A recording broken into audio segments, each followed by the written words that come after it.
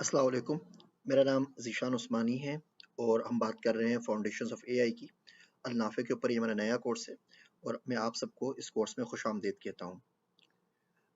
Few house keeping task, जिस तरह आपको पता है ये हमारे चैनल्स हैं, ट्विटर और फेसबुक के हैंडल्स हैं, जहाँ पर अगर आपको कोई भी परेशानी हो, कोई भी मुश्किल हो, कोई चीज़ समझ में नहीं आ रही हो, तो यहाँ से आप लोग हेल्प ले सकते हैं।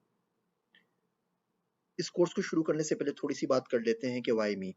बहुत सारे कोर्सेज अवेलेबल हैं इंटरनेट के ऊपर।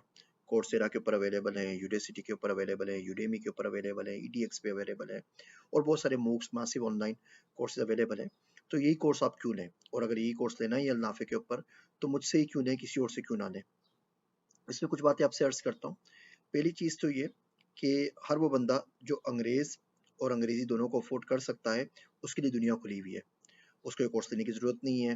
वो एमआईटी से आके पढ़ ले, स्टैनफोर्ड से पढ़ ले, कैम्ब्रिज से पढ़ ले। बहुत सारी किताबें अवेलेबल हैं। 100 से कम किताबें लिखी जा चुकी हैं आर्टिफिशियल इंटेलिजेंस के ऊपर। वो किताबों को खरीद ले, वो वहाँ से सीख सकता है। इस कोर्स की जो टारगेट ऑडियंस है, वो लोग हैं जिनके पास अंग्रेज़ी के उन वसाइल तक उनके पास एक्सेस नहीं है, उन रिसोर्सेज तक उनके पास एक्सेस नहीं है, जिनकी उम्र 7 साल से लेके 25 साल के दरमियान है।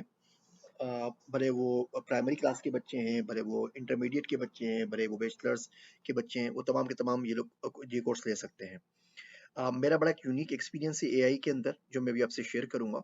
उससे आपको अंदाजा होगा कि इस कोर्स में आप क्या क्या सीख सकते हैं और क्या क्या नहीं सीख सकते। आगे चलते हैं। मेरा एआई के साथ ताल्लुक जिद का है और ये 22 साल पुराना है।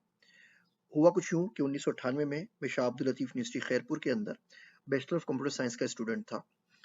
जनवरी के अंदर थर्ड सेमेस्टर में एआई का कोर्स था, लेकिन पूरी यूनिवर्सिटी के अंदर खैरपुर के अंदर कोई पढ़ाने वाला टीचर मौजूद नहीं था।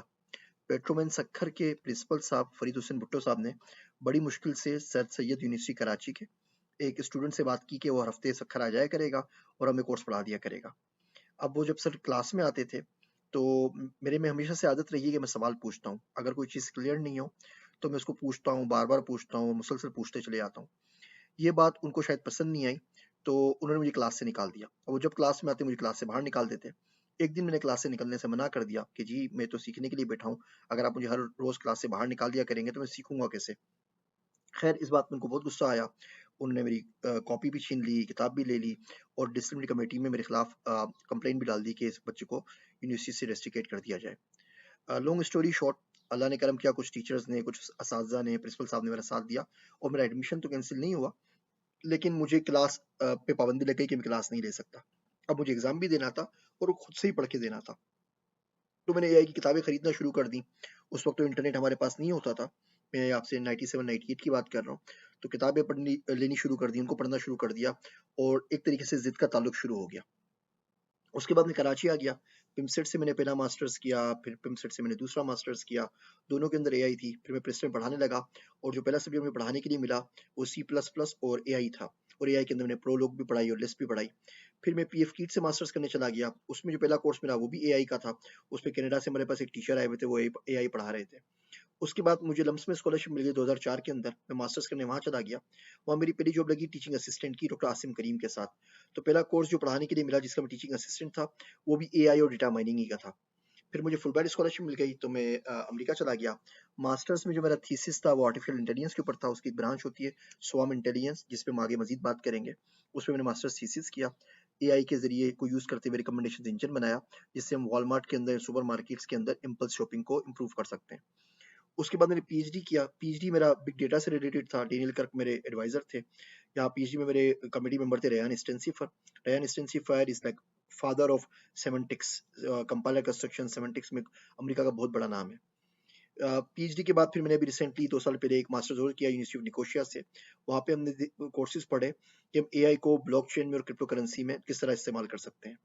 अभी रिसेंटली मैंने 1.5 महीने का कोर्स किया है एडवांस लीडरशिप प्रोग्राम का कैम्ब्रिज यूनिवर्सिटी से।